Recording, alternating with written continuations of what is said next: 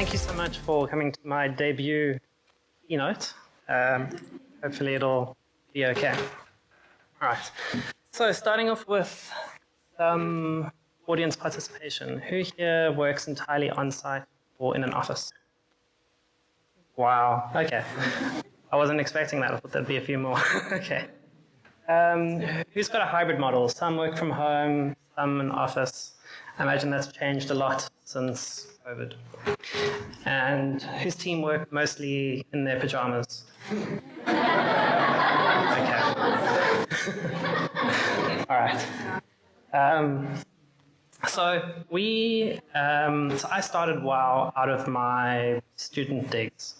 It was like in my bedroom, and after that, I moved into a startup house with other entrepreneurs, bundle our money together, save on some costs. From there, I rented a house and lived in it with my business partner, Garnet, and his wife, and my now fiance. And just want to say a special thank you to them for not leaving us during that time, especially when you came home after a long day of work and the house reeked because somebody exploded a fish in the microwave. I really appreciate.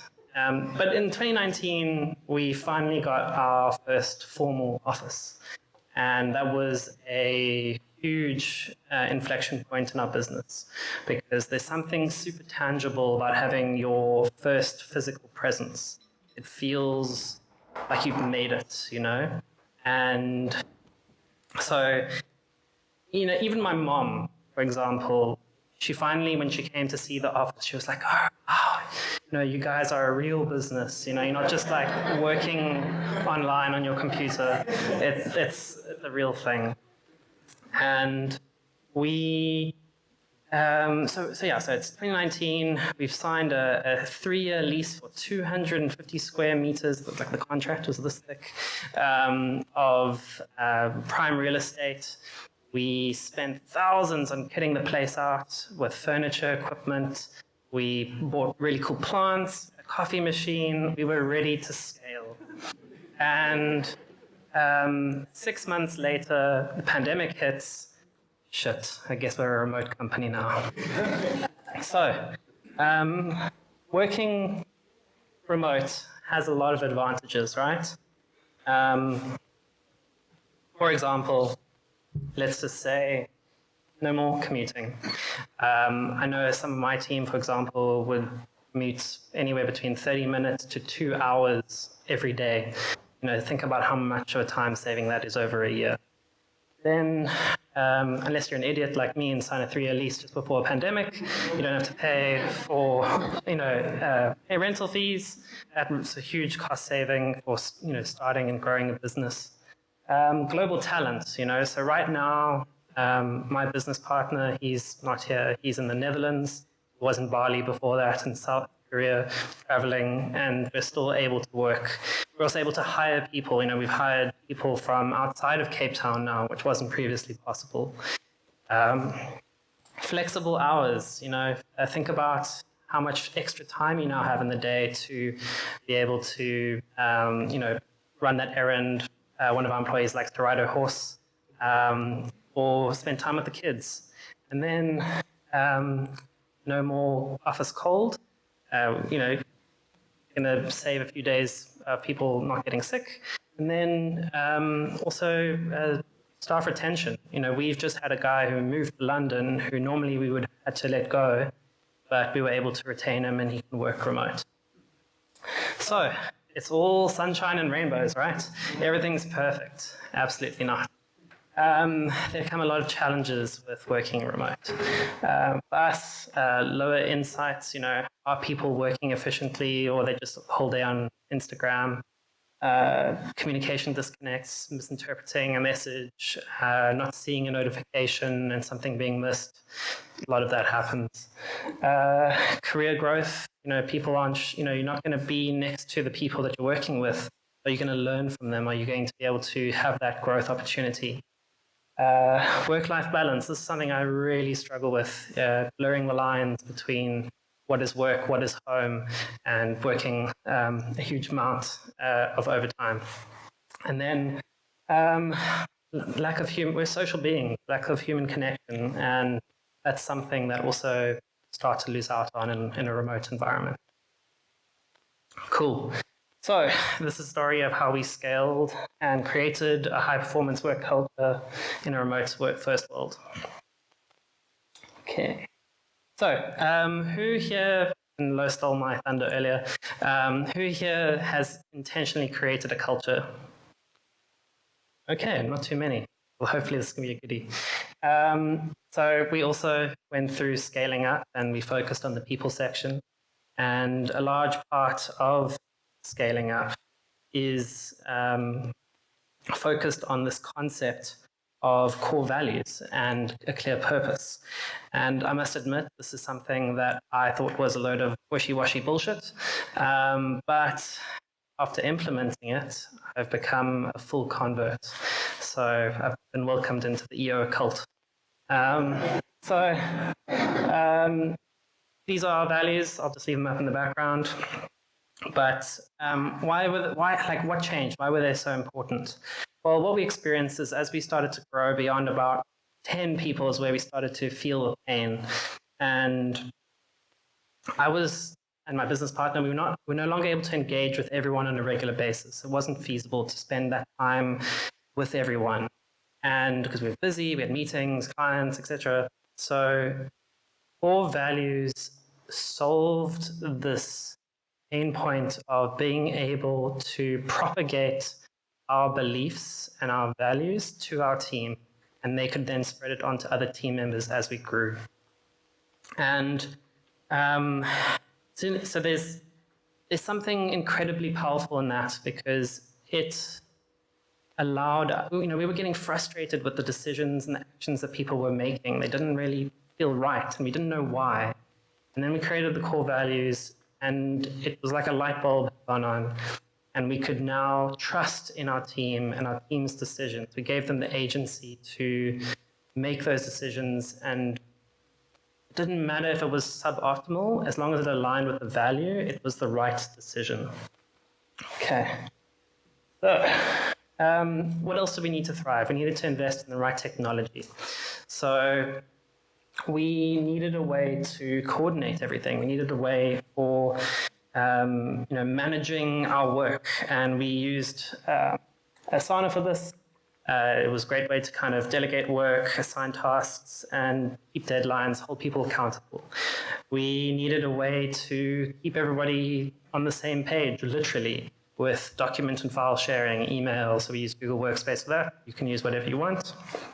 And finally, we needed a way to communicate, because email is not enough. You need other forms of communication to share information quickly and effectively.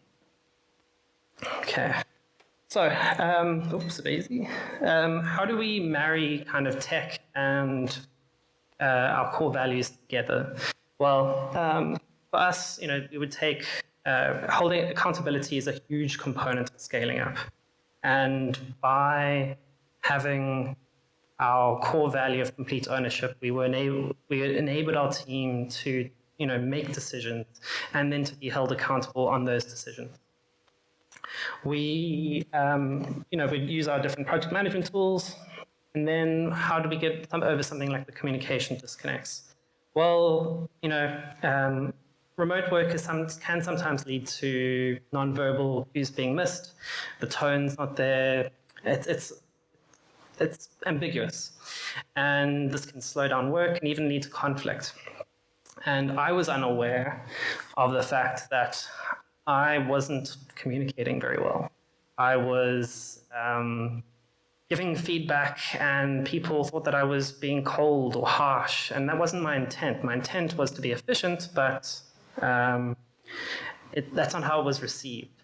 So I started making videos. I would record a video and I would share a Loom for feedback. And I'd jump into a Slack huddle, and people could suddenly hear my tone, my enthusiasm.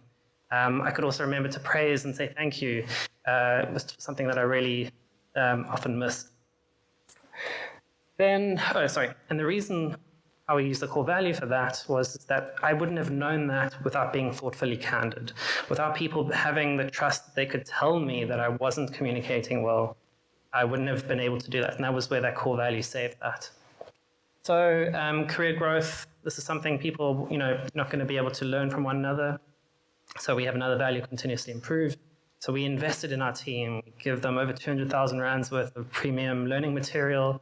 We have weekly workshops. We have Slack channels dedicated to improvement and asking for help. We provide the teams and the mentorship. We also have workshops where we try and listen to what people are wanting to achieve and build a career path for them to achieve that. Okay, work-life balance. So again, the thing that I really struggle with. So we implemented initially a 30-hour work week. It was a bit hard. We increased that recently to 35, which is more sustainable. But we use Asana and Everhour to record all of this. And as you can see here with my business partner, he would work really hard during Monday to Thursday and then would take a short Friday to go play in a golf tournament. And by using complete ownership, he was taking and accounting for that. He had purpose in the way that he worked, so that he wasn't working inefficiently just for the sake of doing work. And we would measure all of that. We can also be thoughtfully candid, so you can blend your kind of core values together to solve different problems. So, when we see somebody that's maybe repeatedly missing their KPIs, missing their work, we can have a thoughtfully candid discussion, understand why, and then look for an improvement to try and resolve that. And then finally, the lack of human connection. So, you've got to foster and build a community. And for us, that was Slack. And the way that we did that was by creating a culture in our chat. So we would encourage things that were maybe lost that would have been in the office, like the banter, the discussions around the coffee machine, the social events. So here's a great example, my business partner, Garnet, who people always misspell his name. And I wrote a Slack bot that would, take any possible misspelling of his name, Garrett, Gary, Gareth, and would remind the team how to spell his name. And this became a running joke, which Garnet absolutely loves. We also encourage people to share what's going on in their lives. Every week we have channels dedicated to like epic wins of the week. What happened? How did you do well? What were your wins? And this has been huge for morale and giving that sense of community. We also have epic losses, extraordinary losses that were changed to share, when things don't go right, and so that you can get that support from the team, but then also go with your journey as you turn it into a success. And that's the kind of thing that you miss. But also, just because you work remote doesn't mean that you can't meet up, that you can't be in person, that you can't have a social connection. And so we still meet up, we do a hint hunt, we go for coffee together, and then we have bigger events every second month. Like a team Christmas party where we go fine dining and Secret Santa. So finally, did it work? Was it worth the effort? Well, let's look at some results. So over the last 2 years of focusing on these core values in remote environment, we doubled our team size. We also did it with a 90% staff retention rate. We reduced our operating expenses by 42%. We increased our revenue by 245%, and then also increased profitability by 82%. But now, there's one thing that I missed, which was our other core value, which is thrive together. And it wouldn't be fair for us to have had this growth without sharing this with our team as well. And that's why we also were able to raise the average salary by 121% of all of our. So core values work, having that purpose in mind. And it's one thing I would recommend any founder to start with. So this is our journey of scaling up. We're now going to be focusing on strategy and execution as we scale further. And if you have any questions, want to hear more, let's meet up for drinks afterwards. All right, thank you.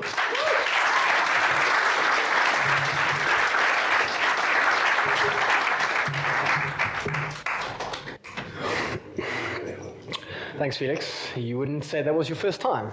Incredibly good. So Felix, we have one question here from Julie, so you might have to come to the stage. But the question itself is, what do you think stops people from buying into values and culture? This is one that this was my fear of creating values. This is why I was a skeptic, because if you don't get the buy-in of your team, they're not going to be followed. And this is why when we created our values, we had an inherent sense of what our values were, but we refined them with the team. We put everybody in a room, and this is why you also got to do it at a small stage. Also, not why you have to, but why we encourage you to do it at a smaller stage. Because as your business gets larger, it's going to be harder and harder to implement a culture. So doing it earlier on is better. And so if you don't have the buy-in of the people, then it doesn't work. And that's why I was a skeptic. That's why companies, I see they have values, but people don't follow them. So you then do other things. And this is what we'll read in the book, where they talk about hiring people that align with your values. So you define your values, and then you make the right hires. And fortunately, get rid of maybe the people that don't align. But it's a hard truth about how you get the right culture and make sure that that culture is maintained and curated. Anything else? Cool.